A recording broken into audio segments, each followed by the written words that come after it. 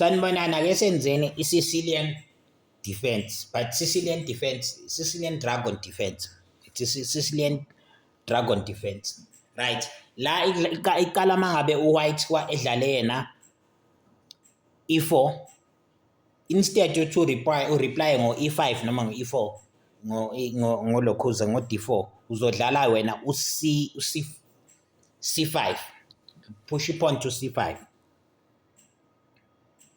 La mawuphusha le pawn yes usayi-attackile i-center kodwa uza ngepawn elisesayidini kuzokusiza ekuthenini wena mangabe sekube nama-exchange uzosala namapawn amabili e-center adlale nelilodwa.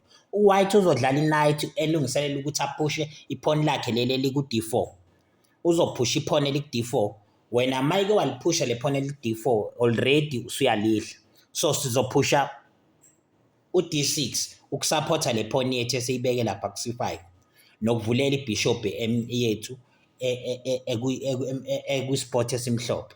Uzophusha ipawn immediately ephusha leli pawn eliku-d4 sizolidla thina ngepawn eliku-c5 siyalidla.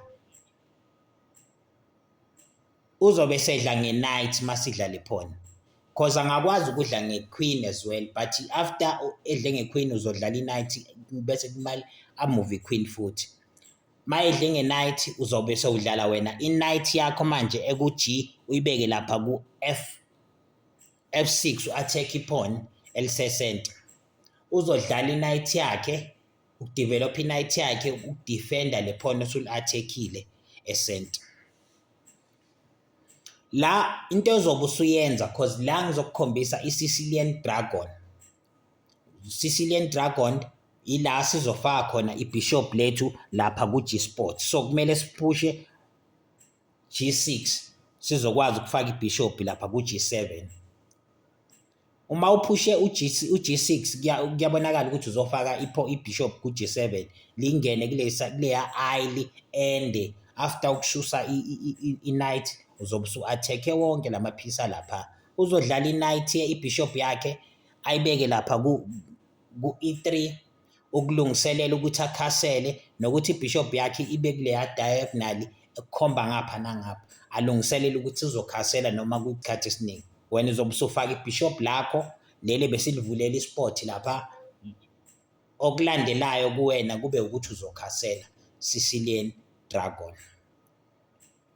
Mawusunamapiece kanje yena isikhathi esiningi usuyifakile ibishop yakho la, isikhathi esiningi uzobona ukuthi le bishop ukusuka kwe-knight isi-attack wonke lamapiece lawa amhlophe.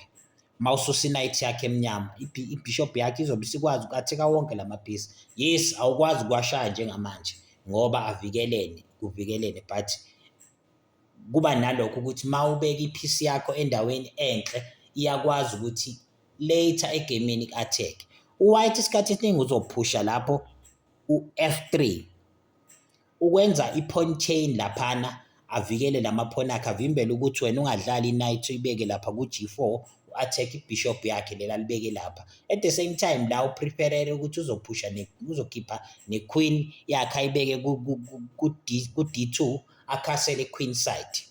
Yabo. So i-setup nje le engikukhombisa yona ye-Dragon, ye-Sicilian Defense Dragon, Sicilian Defense Dragon. I-setup yakhona i-opening iba kanje. Bese ke kuba ukudlala ke depending ukuthi uWhite udlala kanjani wena uresponde kanjani. I-Sicilian ngizoyenza enye ivideo ende ye-Sicilian la ngizobe sengichaza khona ngendlela ehlukene ukuthi uWhite angadlala kanje wena ungadlala kanje. I-Sicilian idlalwa ngeindlela ezahlukene, but i-setup yokuqala ukwazi ukuthi wena udlala lapho elisecenter, not really elisecenter but elu-C5. Uqala ngokudlala u-C5 uku-attack i-center rather than ukudlala u-D5 noma u-D4 njengendlela ejwayelekile. Ngizoyenza ivideo ende ye-Sicilian, ngicela nilike.